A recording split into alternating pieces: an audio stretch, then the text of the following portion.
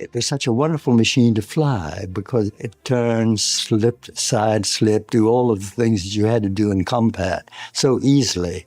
I'm very proud of the fact that I was involved in the design and the development of the aircraft.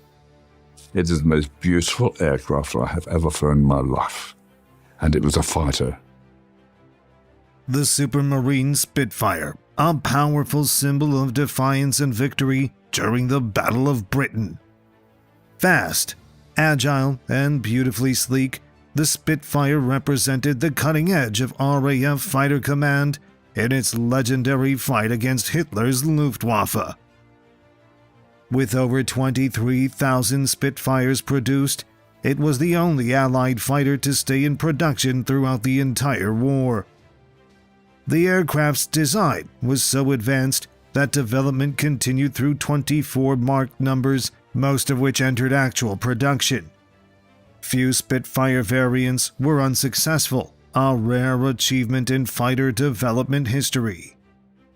Supermarine and Rolls-Royce collaborated so closely that only two engine types, the Rolls-Royce Merlin and Griffin, powered the Spitfire.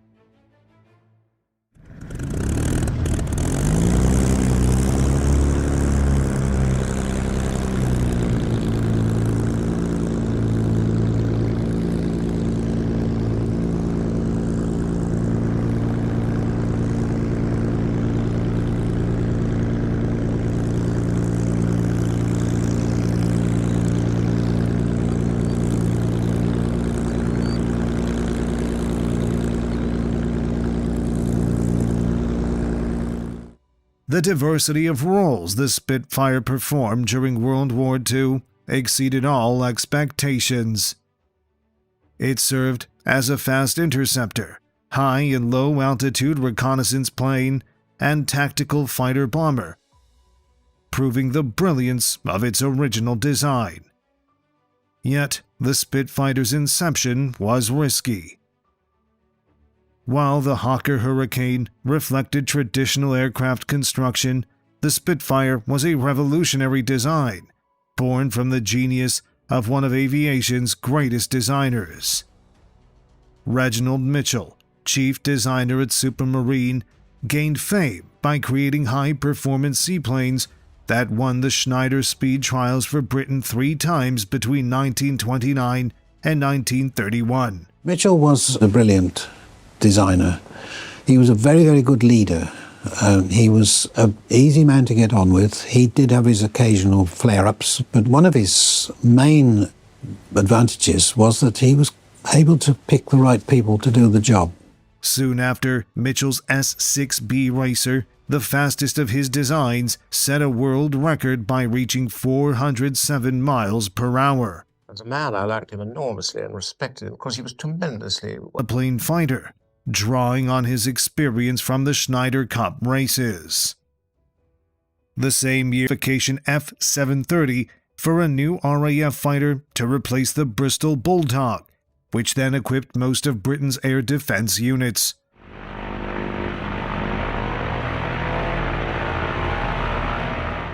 Mitchell's answer was the Supermarine Type 224. This all-metal aircraft, powered by a 600-horsepower Rolls-Royce Goshawk engine, proved slow and unreliable, leading to the 730 competition being won by the Gloucester SS-37 biplane, later known as the Gloucester Gladiator. The Ministry's choice of a biplane was a significant setback for Mitchell and those who saw the future of fighter aircraft in high-speed monoplanes. During a convalescence trip to Germany in 1933, after a major operation, Mitchell realized the urgent need for an advanced British fighter. With Adolf Hitler in power and the Nazi Party controlling Germany, the threat of rearmament loomed large. Mitchell believed that if Germany rearmed, it would heavily prioritize aircraft. Germany, perhaps more than any other nation, had become fascinated with aviation. The Graf Zeppelin had flown around the world, while the massive 12-engine Dornier DOX crossed both the North and South Atlantic. German aviators were celebrated as symbols of a national revival. The number of trained German airmen was increasing rapidly. 50,000 young Germans were members of gliding clubs, and Lufthansa, the state airline, was heavily subsidized. Its domestic services alone surpassed the global operations of all British and French airlines combined.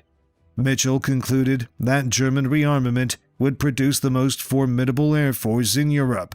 Conversations with young German aviators convinced him that Adolf Hitler would inevitably lead the country to war. For Mitchell, this realization sparked a relentless of Mitchell's energy was now dedicated to creating a new fighter aircraft. He based his design around a highly promising engine being developed by Rolls-Royce. Derived from the R-series engines of the Schneider racers, the 1,025 horsepower PV-12, later renamed the Merlin, was central to Mitchell's plan.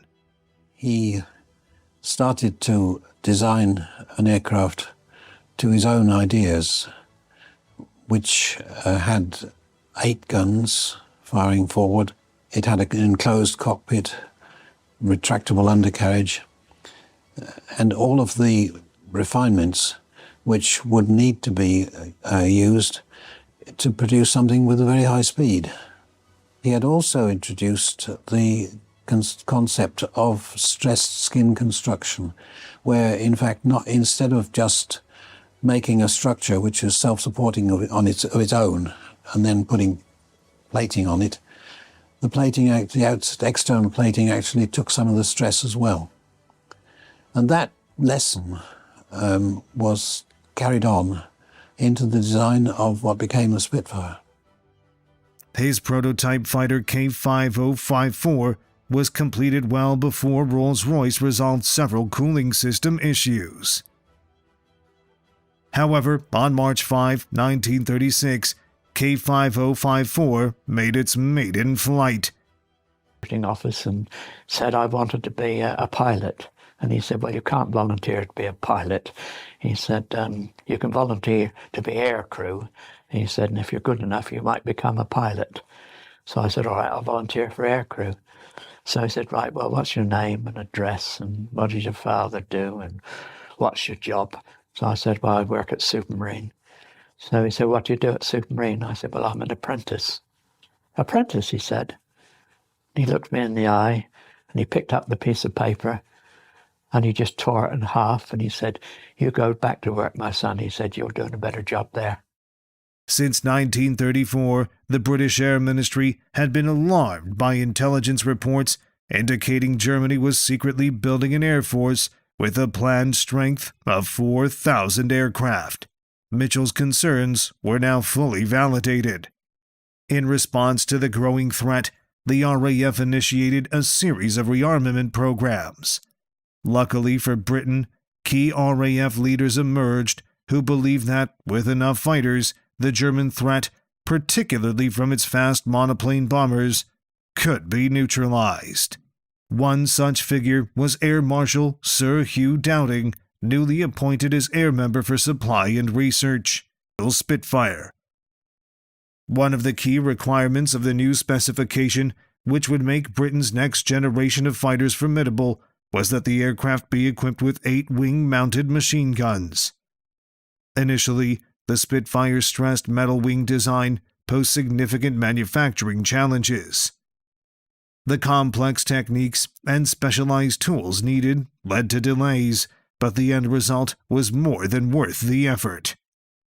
The curved wing shape maximized surface area for its span and provided exceptional strength where the wing root connected to the fuselage. This design gave the Spitfire its incredible ability to make tight turns without the risk of structural failure. In fact, it could handle combat loadings of up to 9G. Mitchell's innovative wing design also greatly enhanced the Spitfire's speed. Despite accommodating 4 machine guns, the wing was extraordinarily thin, minimizing drag. The low thickness-to-chord ratio made the Spitfire exceptionally stable during high-speed dives. Pilots who first flew the new aircraft were amazed by its performance, exceeding 300 miles per hour, and by how easily it could be flown, even by newcomers to the plane. Its stall characteristics in particular were forgiving, a crucial advantage in aerial combat. The test pilots were so impressed by the Spitfire prototype that even before its 7-day trial ended, and without a formal report, the Air Ministry placed an order for 310 aircraft. The first production Spitfire, K9787, took to the skies on May 14, 1938. Sadly, Reginald Mitchell did not live to witness Britain's confidence in his creation. In poor health and weakened by his efforts, Mitchell died of tuberculosis in June 1937 at the age of 42. Mitchell's death certainly had quite an impact on the people in the design department. And I remember, in fact, the day that he died, Black and I were working in the laboratory on something, I don't know what now.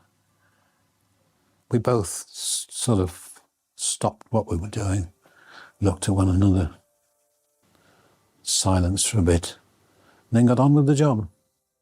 In August 1938, the first production Spitfires were delivered to the RAF's 19th Squadron at Duxford for evaluation. These early models were powered by the Merlin II engine and featured a two-bladed fixed-pitch wooden propeller.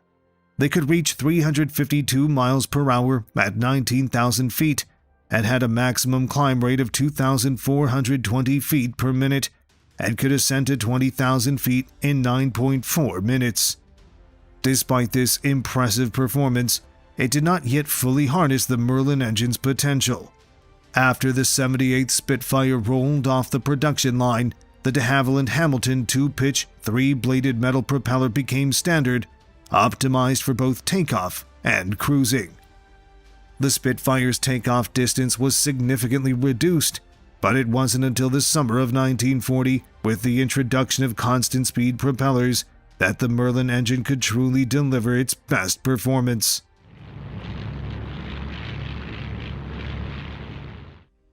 To accommodate the constant-speed propeller from the 175th Spitfire onwards, a modified engine, the Merlin III, was installed. In 1938, despite the boost of British rearmament following the Munich crisis, Spitfire production remained disappointingly low. Only 3 squadrons were equipped with the new fighter that year. Even with larger numbers of the slower but easier to produce Hurricane, Britain had only a fraction of the fighter force needed for sufficient home defense. That minimum fighter force was based on the assumption that Fighter Command would need to maintain continuous standing patrols during any conflict. However, standing patrols might not be necessary. Although still in its infancy, radar promised to revolutionize air defense. Air Chief Marshal Sir Hugh Dowding, now head of Fighter Command, played a pivotal role in establishing Britain's radar defense network. The backbone of Dowding's system was a series of radar stations known as Chain Home, capable of detecting enemy aircraft approaching the British coast from 40 miles away. However, exercises revealed that Chain Home could not detect low-flying aircraft. To address this, a second network called Chain Home Low was established, capable of detecting aircraft flying just above sea level from a distance of 30 miles. Together, these networks formed the world's first air defense radar system. Dowding's challenge was converting radar detections into actionable intelligence for directing Spitfires and Hurricanes. To solve this, he created filter centers tasked with distinguishing friendly aircraft from enemy ones. By taking cross bearings from 2 nearby stations, they could estimate the course of incoming intruders. Radar operators and plotters, often members of the Women's Auxiliary Air Force, became highly skilled at estimating target ranges, bearings, altitudes, and even numbers. Interceptions were controlled from plotting rooms at sector, group, and fighter command levels. Since the radar defense network couldn't track enemy aircraft once they crossed the British coast and moved inland, tens of thousands of observers were trained to report sightings of enemy aircraft in their sectors. This information was then relayed to Observer Corps headquarters at the appropriate filter center.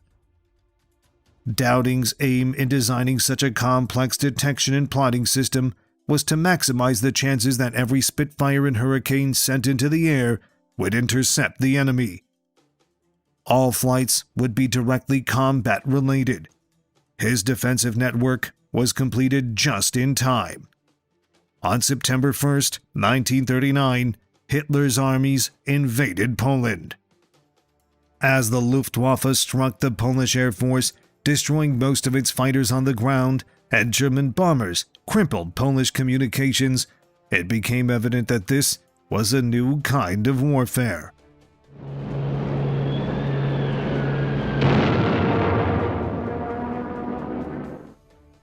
Blitzkrieg tactics, where fast-moving armored units coordinated with a powerful air force, were a terrifying revelation.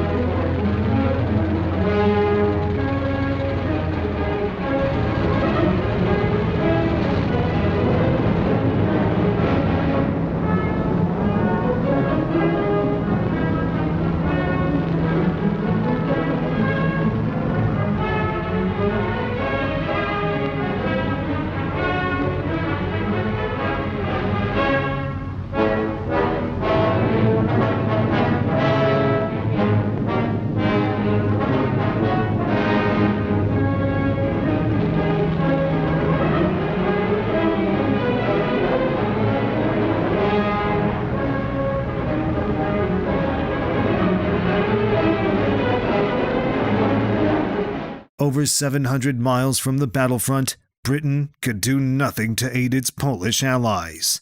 France, with the most powerful army in Europe and a shared border with Germany, was in a better position but failed to act decisively. Within weeks, Poland's defeat was inevitable.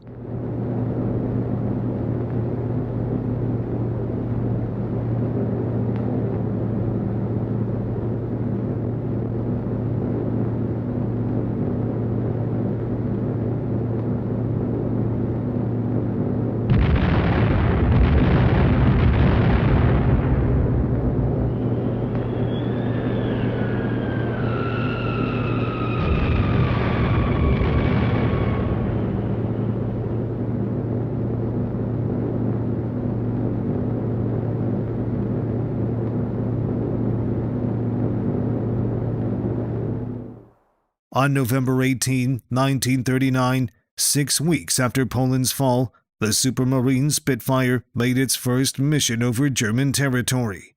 Ironically, this mission was in a role for which the Spitfire was never originally designed, but one in which it excelled: high-speed, high-altitude reconnaissance. Stripped of guns and ammunition, the RAF's Reconnaissance Spitfires could soar to 35,000 feet, well beyond the reach of German flak, and fly faster than any enemy fighter. They swiftly transformed British photographic intelligence operations.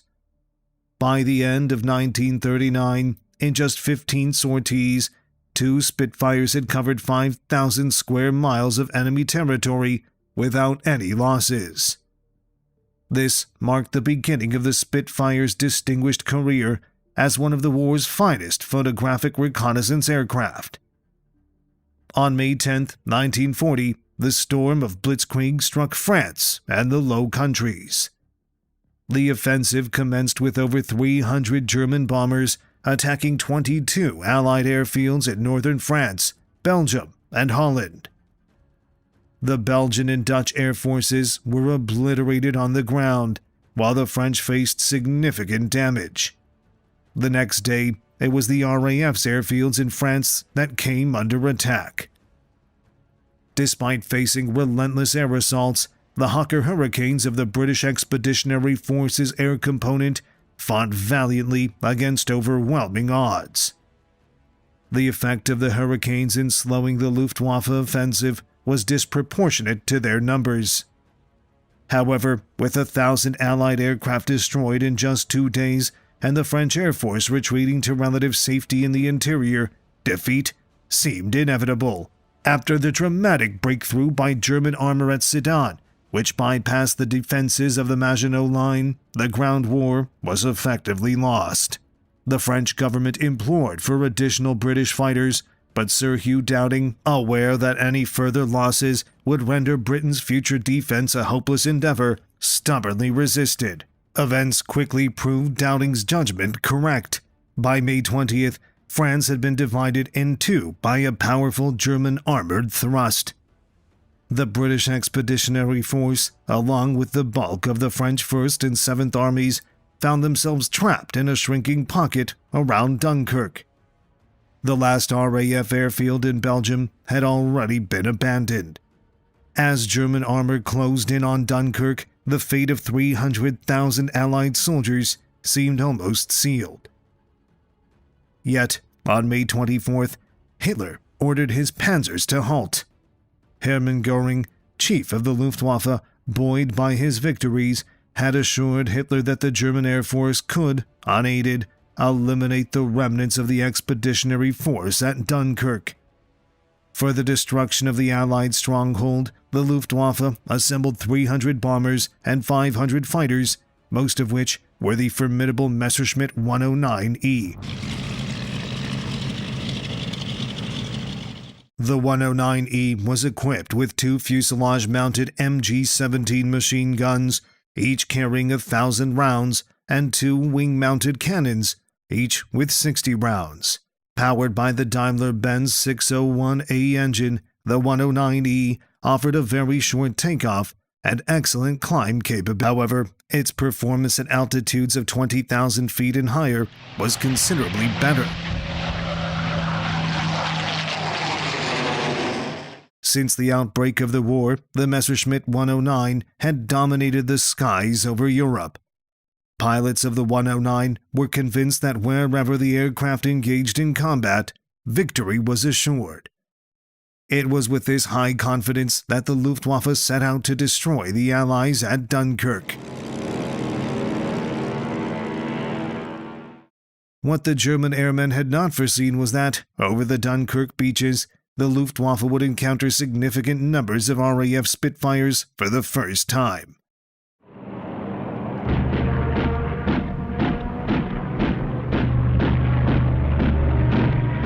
Throughout Operation Dynamo, the evacuation of the British Expeditionary Force from Dunkirk, 16 squadrons of Spitfires and Hurricanes flew at a time to disrupt the German attacks on the port area and the evacuation fleet. In total, 32 RAF squadrons participated in the Dunkirk operation. Despite being able to spend only 15 minutes over the battle zone at combat speeds, the performance of the Supermarine Spitfire came as a severe shock to the Luftwaffe.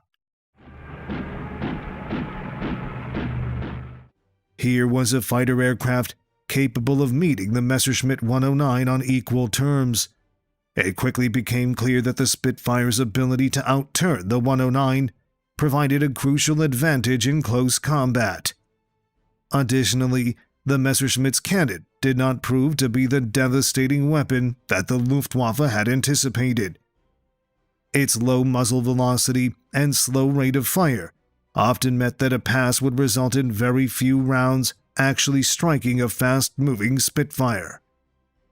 On the British side, the Spitfire pilots discovered that if their guns were harmonized to converge at 200 yards instead of the official 650 yards, their hitting power was more than sufficient to destroy a 109 in a single pass. In one significant regard, the Spitfire was incomparably superior to its German counterpart. The bubble-shaped hood of the Spitfire offered vastly improved all-round visibility, a matter of life and death for a fighter pilot.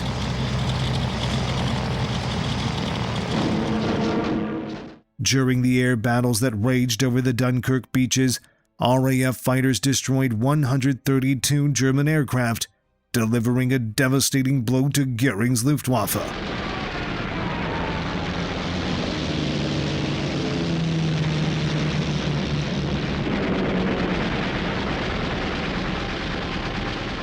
Many German attacks did manage to penetrate to the evacuation area and inflict heavy losses on ships and men. But without a doubt, the RAF emerged victorious in the Battle of Dunkirk. At great cost, the RAF had prevented the German bombers from annihilating the British Expeditionary Force along with all of Britain's hopes.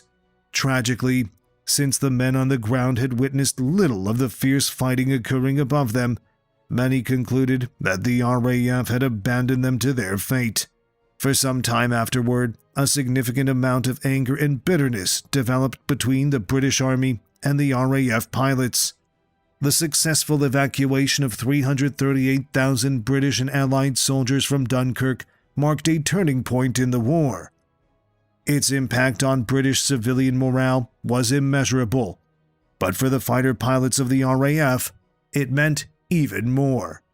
Combat, the only true judge of an aircraft's worth, had proven the Spitfire to be an exceptional warplane.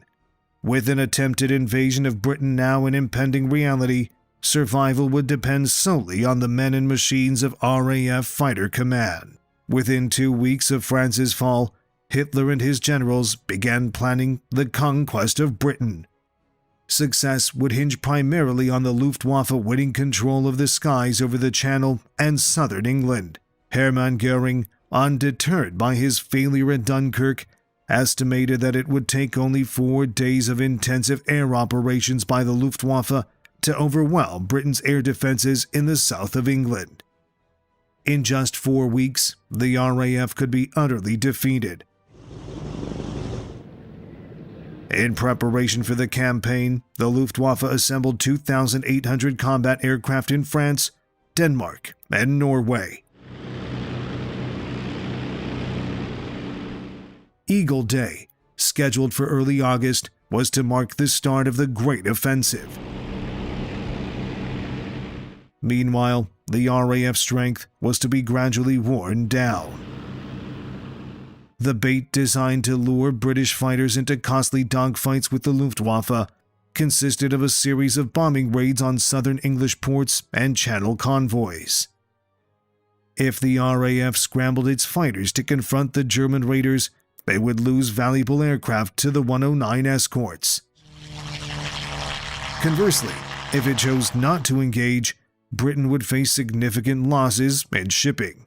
The Kanalkampf, as the German High Command dubbed the first phase of the Battle of Britain, began in earnest on July 10, 1940. The first major engagement involved an attack by 20 German bombers and 50 fighters on a convoy codenamed Bread, traversing the Dover Straits. Forewarned by radar, 30 British fighters, including Spitfires from 74 Squadron, intercepted the raiders. Soon after, 6 Spitfires from 64 Squadron joined the fray. In the ensuing dogfights, 3 German bombers were shot down, along with 3 109 fighters. On the British side, the losses included a lone Hurricane and 2 damaged aircraft, while 1 Spitfire made a crash landing. Tragically, 1 RAF pilot lost his life, and only a single ship from the convoy was sunk. For Fighter Command, the outcome of this first day's action was highly satisfactory, setting the stage for the intense battles to come. However, it became evident that adequately protecting all Channel convoys would quickly escalate costs.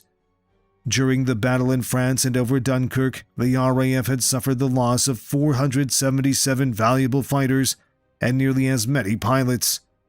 Britain now had only 19 squadrons of Spitfires and 29 squadrons of Hurricanes left. With a significant battle looming, Sir Hugh Dowding was determined to conserve his fighter resources, even if that meant allowing British ships to be sunk within sight of the English coast. This decision caused frustration among RAF pilots eager for combat, as future German attacks would be met with only a limited number of fighters. The priority was to focus on destroying German bombers while avoiding engagements with their escorts whenever possible.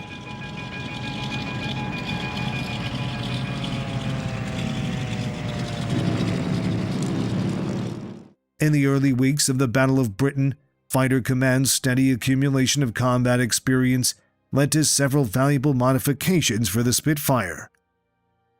An increasing number of Spitfires were outfitted with constant speed propellers, enhancing their rate of climb and significantly reducing engine wear.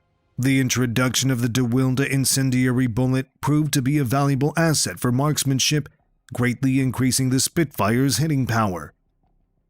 Experienced pilots favored a mix of ammunition, loading 2 guns with standard bullets, 2 with armor-piercing rounds, and 2 with incendiary rounds.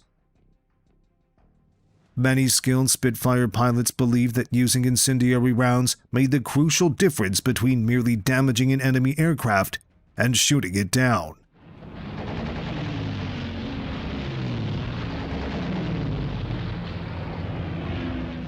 In addition to performance enhancements, new Spitfires offered better protection for their pilots. All Spitfires rolling off the production lines were now equipped with armor behind the pilot's seat as standard equipment, improving their chances of survival in the increasingly perilous aerial combat of the Battle of Britain. Just before the war, bulletproof windscreens were introduced for the Spitfires, despite initial reluctance from the Air Ministry. Sir Hugh Dowding, known for his commitment to pilot safety, managed to convince the authorities by arguing that, if bulletproof glass were deemed necessary for Chicago gangsters, it certainly should be for his fighter pilots.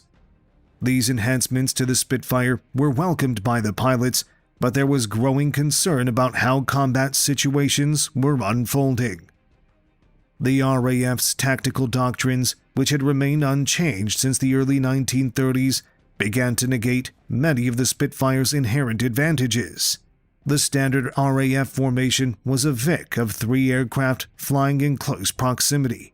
This close formation posed a high risk of collision, preventing pilots from effectively scanning their surroundings and taking full advantage of the Spitfire's excellent visibility. As a result, the VIC formations became particularly vulnerable to surprise attacks from enemy aircraft approaching at high speeds from above. Additionally, the tight formation of 3 aircraft was not sustainable during the chaos of aerial combat, often resulting in disintegration as the engagements unfolded. The inability to adapt tactics to the realities of modern air warfare posed a significant challenge for the RAF, especially as the Luftwaffe pressed its advantage. The need for more flexible formations and tactics that leverage the Spitfire strengths was becoming increasingly apparent. Despite the impressive capabilities of the Spitfire, any pilot flying solo remained exceptionally vulnerable. The Luftwaffe's tactics were significantly more effective for the realities of aerial combat. Their basic formation, known as the Swarm, was a well-spaced finger 4, allowing ample room for maneuvering and maintaining vigilance against enemy threats. In combat scenarios, the Swarm could easily break into flexible pairs, each consisting of a leader and a supporting wingman. By the end of July 1940, after 3 weeks of sporadic engagements over the English Channel and southern England, the RAF had inflicted substantial losses on the Luftwaffe, with 125 German aircraft destroyed. However, the majority of British successes were against German bombers, while the superior tactics employed by Luftwaffe pilots were exacting a toll on RAF fighters. In that same period, 32 Spitfires and 46 Hurricanes were lost, along with the lives of 50 RAF pilots. Despite these losses, changes to British fighter tactics occurred slowly. Many individual commanders began to adapt, moving away from the standard VIC formation in favor of the more effective Swarm. This shift marked a gradual evolution in the RAF's approach to combat, as pilots sought to maximize the advantages of teamwork and coordination in the face of the formidable Luftwaffe. Despite the tactical shortcomings of fighter command during the early weeks of the Battle of Britain, individual pilots demonstrated remarkable skill and courage, achieving extraordinary success in their Spitfires. Many of these pilots became legendary figures within the RAF, celebrated for their bravery and impressive combat records. Flight Lieutenant Alan Deere was one such pilot, renowned for his resilience. He not only survived multiple harrowing experiences, including being shot down and executing several forced landings, but also went on to destroy 17 German aircraft during the battle. And he concluded the war as a wing commander with a total of 22 victories. Sailor Milan, a South African ace, gained fame early in the war by shooting down 6 German aircraft within just 7 days during the Battle of France. By the end of the Battle of Britain, he had added 9 more victories to his tally, earning a bar to his DFC. Malin's total kills would reach 32 by 1941, along with recognition that included the Distinguished Service Order, DSO, and bar. Robert Stanford Tuck showcased his versatility by flying both Hurricanes and Spitfires during the battle, achieving a total of 12 confirmed kills. Although he initially showed little aptitude during training, his combat performance highlighted him as an exceptional fighter pilot. By the war's conclusion, Tuck had amassed 29 victories and earned both the DSO and 2 bars to his DFC. As the summer of 1940 transitioned from July to August, the Luftwaffe's assault began to wane. This decline in attacks was attributed not only to periods of adverse weather, but also to the German Air Force consolidating its strength in preparation for a significant offensive. The Luftwaffe's assault on Britain intensified dramatically starting August 12, 1940, marking a critical turning point in the Battle of Britain. The phase began with a series of increasingly severe raids, targeting British radar stations, airfields, and aircraft factories, which were essential for the RAF's defense. Eagle Day, as Hermann Goering named August 15, saw the Luftwaffe launch an unprecedented attack, executing more than 1,790 sorties in a single day across 5 major strikes. While RAF pilots demonstrated remarkable bravery, shooting down 75 German aircraft, the cost was steep. Fighter Command lost 30 Spitfires and Hurricanes, along with 17 pilots. By August 18, the situation had become dire, with Fighter Command having lost a total of 183 aircraft in combat, plus 30 more on the ground. These losses exceeded the rate at which the RAF could replace them, leading to a precarious situation. Even more alarming was the attrition of experienced personnel. Losses among squadron and flight commanders reached critical levels, and replacement pilots were being thrust into combat with minimal training. If this pattern of attrition continued, Fighter Command faced the grim reality of being utterly decimated within a matter of weeks. A temporary lull in operations due to bad weather offered little solace, as the Luftwaffe soon resumed its offensive with renewed vigor.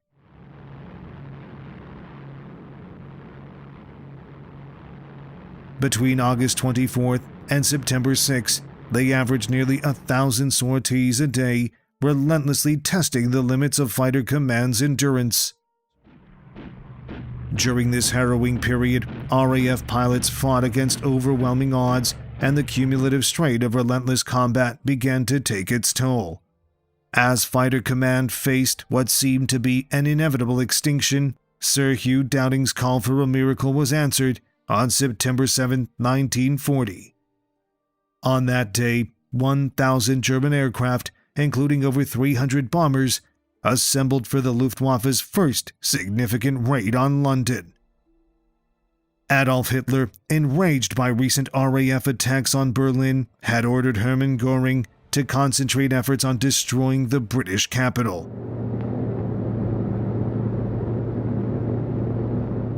While this offensive would bring tragedy to thousands of Londoners, it ultimately became a pivotal turning point for fighter command. With the focus of the German air campaign shifting to a single, predictable target, the pressure on RAF airfields was relieved.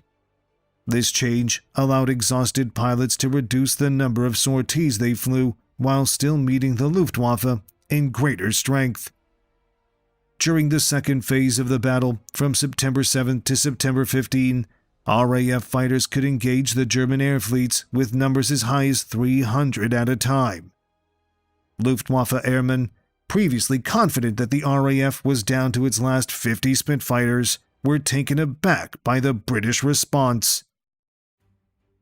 As the Luftwaffe's bombers faced increasing resistance, Hermann Göring, frustrated by his bombers' significant losses, ordered the Messerschmitt 109 escorts to remain close to the bombers at all times.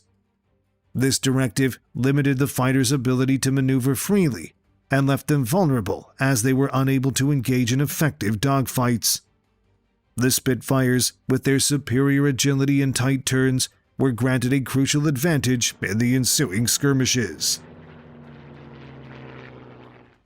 In the 9 days culminating on September 15, the RAF achieved a significant victory, shooting down 321 German aircraft at the cost of 174 British fighters. By this time, British production of Spitfires and Hurricanes had ramped up to the extent that it was outpacing the losses sustained in combat. The implications of this decisive turn in the battle were not lost on Adolf Hitler. The Luftwaffe's failure to achieve air superiority over Britain became evident, and this realization marked a significant shift in the strategic landscape of the war. With the RAF demonstrating resilience and superiority in combat, the Battle of Britain began to turn in the favor of the British, laying the groundwork for continued resistance against the Nazi threat. The Supermarine Spitfire's legacy was solidified during and after the Battle of Britain, where it not only played a crucial role in defending Britain, but also became a symbol of resilience and determination. The Spitfire II introduced significant upgrades over its predecessor, enhancing its combat effectiveness. Powered by the Rolls-Royce Merlin 12 engine, the Spitfire II provided a notable increase in horsepower, reaching 1,175 horsepower, which improved both speed and climb rates. Most variants were armed with 8 303 Browning machine guns Mark IIA, while a number of Mark IIBs were equipped with 2 20mm Hispano cannon, significantly enhancing its firepower against enemy aircraft. Despite the introduction of the Spitfire II, the next variants, Marks III and IV, did not see full-scale production. In January 1941, the Messerschmitt 109F entered Luftwaffe service, proving significantly superior to the Spitfire II at altitudes above 20,000 feet.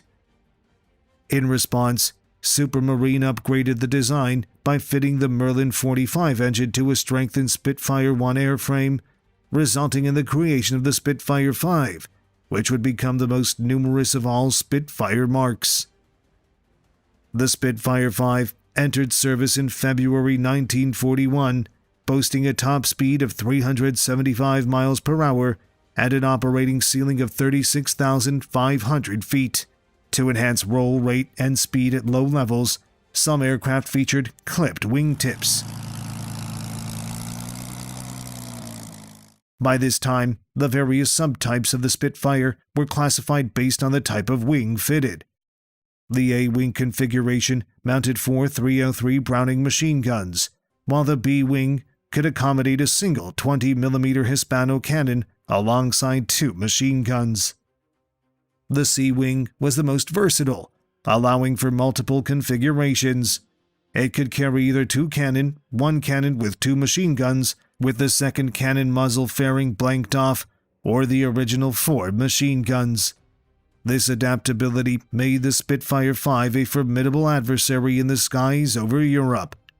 This Spitfire V played a crucial role in turning the tide during the Battle of Malta in mid-1942.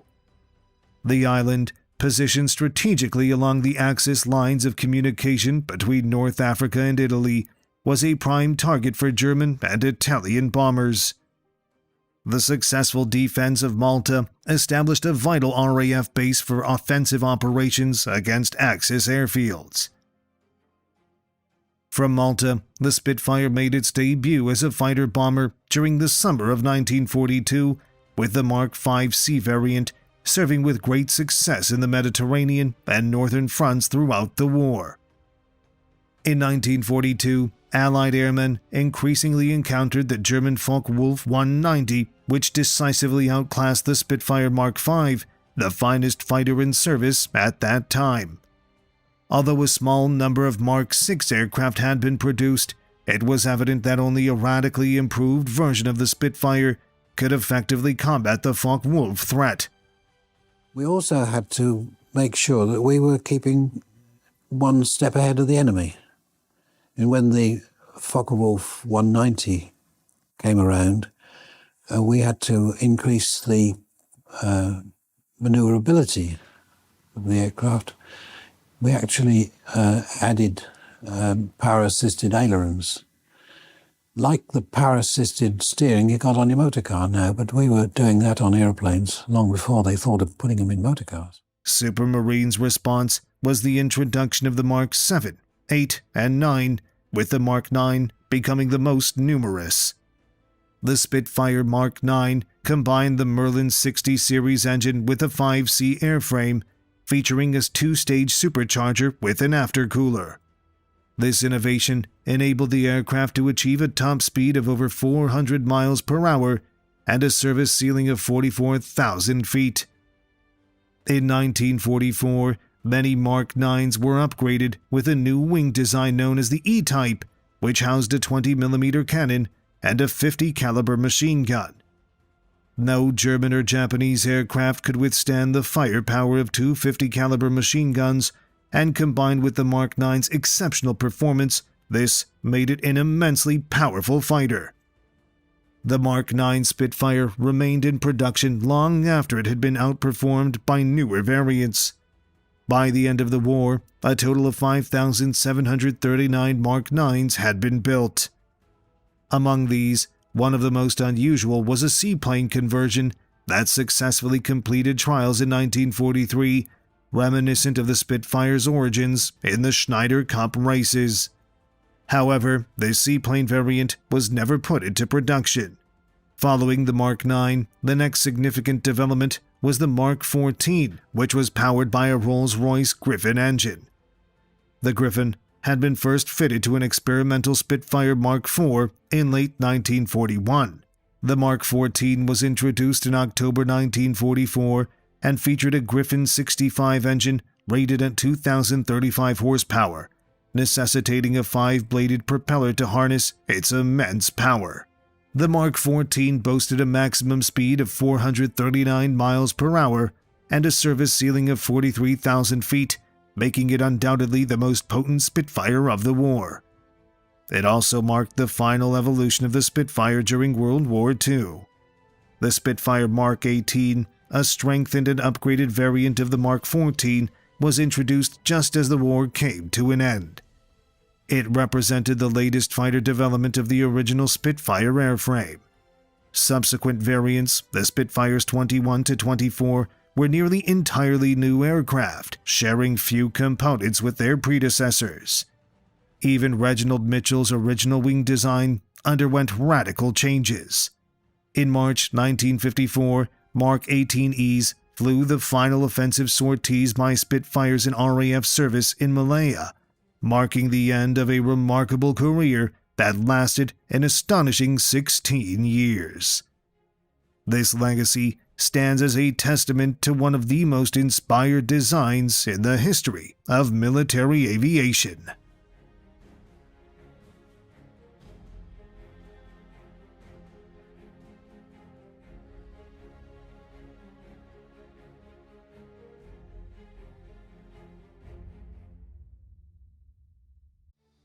It was such a wonderful machine to fly because it turned, slipped, side slip, do all of the things that you had to do in combat so easily. I'm very proud of the fact that I was involved in the design and the development of the aircraft. It is the most beautiful aircraft I have ever flown in my life, and it was a fighter. The Supermarine Spitfire, a powerful symbol of defiance and victory during the Battle of Britain. Fast, agile, and beautifully sleek, the Spitfire represented the cutting edge of RAF fighter command in its legendary fight against Hitler's Luftwaffe. With over 23,000 Spitfires produced, it was the only